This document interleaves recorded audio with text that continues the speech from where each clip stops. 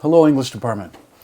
So I was supposed to be the first half of our agenda tomorrow for our English department meeting, and Matthew Fort scheduled this meeting on top of classical mythology. And to circumvent this rude tactic, I'm just going to slam together a crap vid here to do several things at once. I can keep give you an update on Verse Like Water, apprise you of a few things, including a disturbing idea.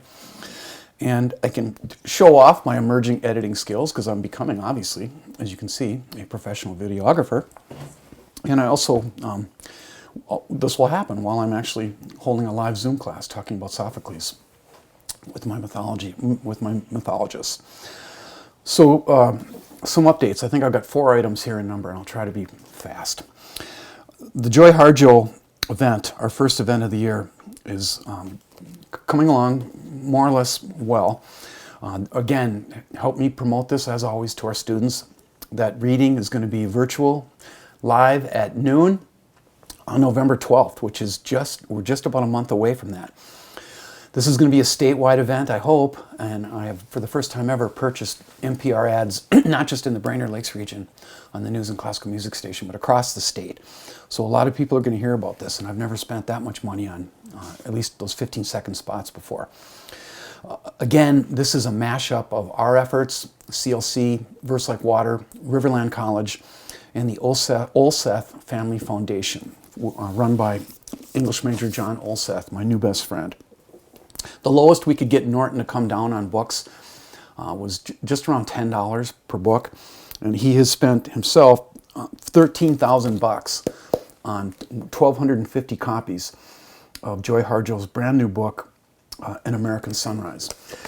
I've been working hard on trying to get as many schools as I can interested and excited about this event, and I do got some principals and English teachers very happy that I contacted them, and I won't name every school on my end of it, but so far that's Neashing over at the Band, Isle, Onamia, Black Duck, North Branch, Red Lake, and White Earth. All Indigenous kids at those schools are going to get a book, and we're also going to, Leon Dolving is making bookmarks that are going to be tucked into each book by the honor students down at Riverland, and Leon's also making a really cool sticker to commemorate the event. Now, forgive my vagueness here. Some of these books are going to go to Riverland, and some of them are going to go to CLC, but I don't have that number determined yet. We'll burn that bridge when we come to it, and we will make those decisions together. Just initially, it seems to make sense that, for instance, Julie's creative writing students, I just peeked, and there's 27 of them. They should get that book. It's a creative writing class, and but I'll get back to you on that, and we'll figure it out together. Now, I had the idea, ridiculously, that I would run this event out of my office here.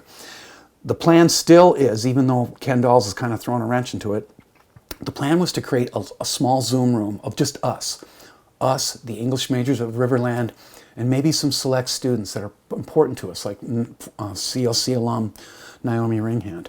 I've already promised her a seat in that room. And then we can have a little bit of interaction and Q&A at the end if we've only got 20, 25 people in the room. Then what I wanted to do was take that, with the help of Mark Abrams, I wanted to take the Zoom session and feed it out through Facebook Live, which is free. Zoom gets really expensive once you get past the basic membership level. I've asked. And we are going to figure this out. But I had an experience last week in this office that led me to believe I got to do it up at CLC. I was teaching classical mythology last week, and my power flicked off for like 2 seconds.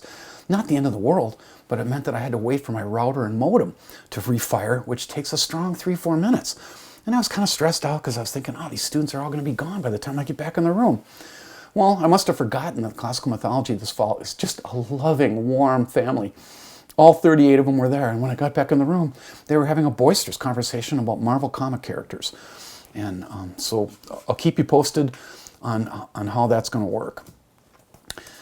I now need to introduce what I told you would be a disturbing idea, and I just got to kind of get it off my chest. And I'm speaking from the heart here, and I'm speaking honestly. And I might scare you for a minute, but don't worry, it's not going to happen.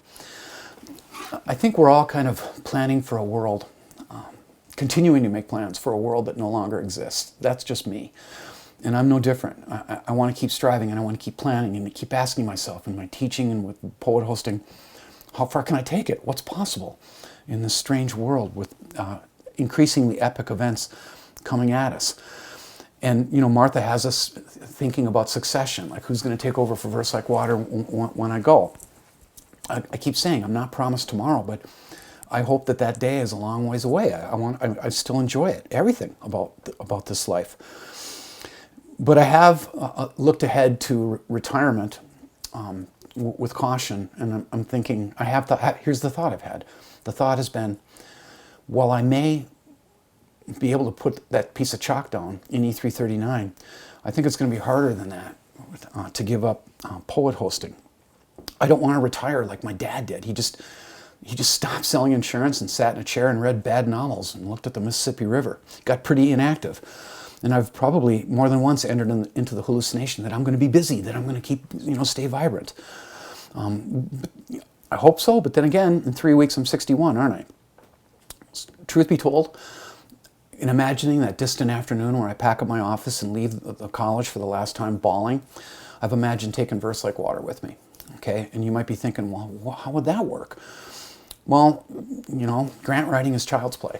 At the regional level anyway, I get every one of those. And we have a regional granting agency down here called the Central Minnesota State Arts Board. And I had a venue in mind. I'm sorry I went up this path. You guys will forgive me. I know you will. You're looking at the face now of a Holdingford boy named Greg Conzer.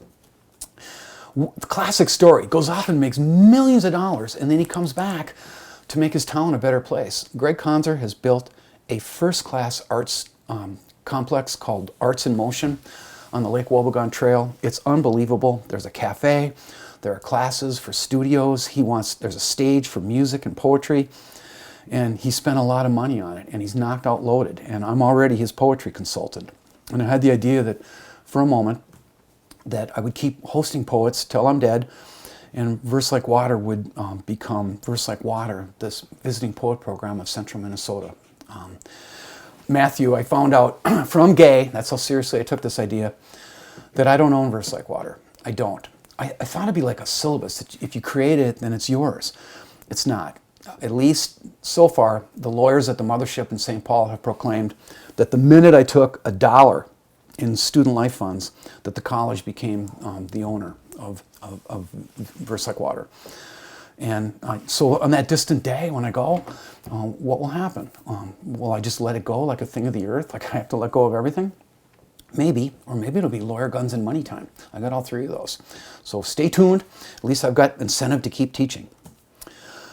So, and when I retire or I'm dead, which is the same thing to me, and by the way, I want you to take my body and put it on my little pontoon and pile it up, cover me with all my poetry books and set them on fire so I can go out like Beowulf on a floating island of flame.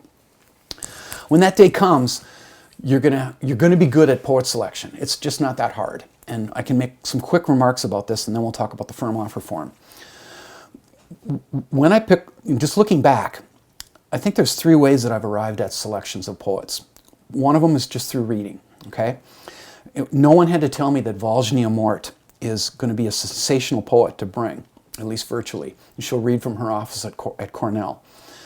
I read her books and I go, these scare me, but you're beautiful, and you're a beautiful poet, and you're a rising star, and I'm hosting you.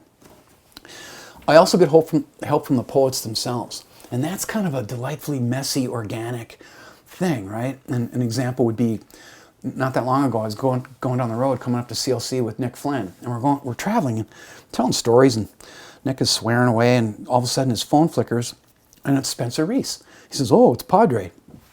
And instantly I said, "Hey, ask Spencer Reese if he would read for my series." And Spencer texted back, "Tell Jeff Johnson I'll read for Verse Like Water for airfare." And a year after that, he very nearly did. You'll remember we shared him with St. Ben's, and I provided ground travel and lodging, and I was happy to do it. The poets themselves will help me. You know this, right? I'll say to them, "Who should I host? Who do you think I should host?" And then we talk. And so Nick leads me to Spencer, and then Spencer, the minute he got in my truck, that sweet guy just started, his head just became this wheel-spinning exercise in trying to name poets that would represent themselves so they would cost less. And pretty soon my phone is flickering. I'm getting calls from Greg Pardlow in New York, and Octavio Quintana in Texas, and Pedreg Padraig Otuama, who's going to read for us later in the year from Northern Ireland. These poets are calling me, thanks to Spencer. He gave me more names than I could ever host, I think, in what's left of my so-called career. And the poets will also say, hey, don't do this. Among the things Spencer said to me was, he told me horror stories about Natalie Diaz. And he said, if you want to have the worst day of your life, host Natalie Diaz. She's a monster. So she is someone who I won't host. You'll also get help from the representatives. They're eager to be your friends. They're eager to take your money and work with you. They'll help you find a good fit. They also will sometimes say, don't host this person. And here I'm kind of sorry to report to you that about 4 years ago, I asked Eliza Fisher in California, the rep out there, I said, hey, I want to host Louise Glick. How much do you think she would accept? And she sighed and she said, oh, Jeff, Louise Glick is not an easy traveler. She'll drive you crazy. I recommend don't do it. Well, she won the Nobel Prize last week. We could have had a Nobel laureate in our stable for the prestige of the series. And so now I'm wishing that I had hosted her, and it's too late. In terms of representation, sometimes the poets represent themselves. That can be tough, as it was with Ellen Bryant Voigt. I came to love her, but man, did she drive me crazy. There's an email thread here somewhere that's like 30 emails long, all the stuff that she needed me to do for her, right out to covering the cost of her car parking at the airport out in Vermont. And sometimes the poet that represents themselves can be really easy, like sweet Mary Gibest. Remember her? We didn't even have a contract. She just agreed to come out and read. And so that's that. There are many rep agencies in the country, and some of them are coming after me now because the series has such traction. In general, I work with two. Barclay Agency in California, you're going to be working with them, okay? That's kind of the A team, not that Blue Flower is the B team. From Barclay, we've gotten Billy Collins twice, Robert Hass, Luis J. Rodriguez, and Naomi Shihab Nye. But the bulk of the rest of the poets have come from Blue Flower, and I invite you to check out those pages and start thinking about who you might want to host someday. Now, we'll talk another day about the idea of negotiating. Poets always have sticker shock. None of them are expecting full fee. Very rarely do they get their full fee. That's why Billy Collins was so excited to be hosted for a third time by me. He's not seeing his full fee anymore. So while you don't want to insult them, or try to chisel them down, you want to make an offer that's fair. Charles Simic told me once that the 1990s were the heyday for poets because everybody had money and now everybody's broke. But I can guarantee you're going to be working with the Barclay Agency in Petaluma, California, and Blue Flower Arts in New York. The last thing I want to talk about today, try to keep this under 15 minutes, is the firm offer form, okay? Everything begins with a phone call or an email. So I'll call New York like I did a couple weeks ago and say, okay, would Padraig take this and would Valjnia take this? And Anya said, it's a little low, but they'll do it. So even though everything begins verbally with an email, you still have to do the formality of the firm offer form. And I'm showing you at least the beginning of it here on Blue Flower's page. It's kind of a hassle. I'm kind of sick of filling them out, but you do several things with the firm offer form. You create an itinerary, you create a schedule, you let the poet know who you are, what kind of entity you are. And there's a lot of details, right out to how you want them dressed. I always go business casual because I'm a business casual kind of guy. And what kind of airfare are you going to provide? First class, second, business class? And then when you get to the end, here's a couple important things to know about the form. If the grant is pending, it's pretty important to tell them in that little item at the very end for just comments, let them know, hey, we're going to host you, but this is dependent on the successful application process with this grant board or another. The writers don't worry about that, nor does the rep. If you have the money, then you just tell them, like I did with Joy Harjo, because I got the money in unmarked bills in my office. I told Anya, I got the dough, don't worry about it. Let her know I got it. But be careful, pause a little bit before you hit that submit button. It's legally not a contract, but when you hit submit and the writer says yes, it is you're telling them, I'm ready to enter into a contract with you. And that's what comes next, is the contract, and that's only a one-page deal. And remember that the contracts all need to be signed by our foundation director. And I'm forgetting who the sweet new person is that we have coming in to replace Jana. But remember, we achieve 501c status, tax-free status, as a nonprofit thing through the foundation. So the grants technically come out of the foundation, and that's why the foundation signs all applications and all checks that pay all the writers. They're paid out of the foundation budget. So we've talked about a few things, most notably my favorite thing in the world, verse like water. I hope you're doing great up there. I really love and miss you all, and let's hope the world gets back to normal soon.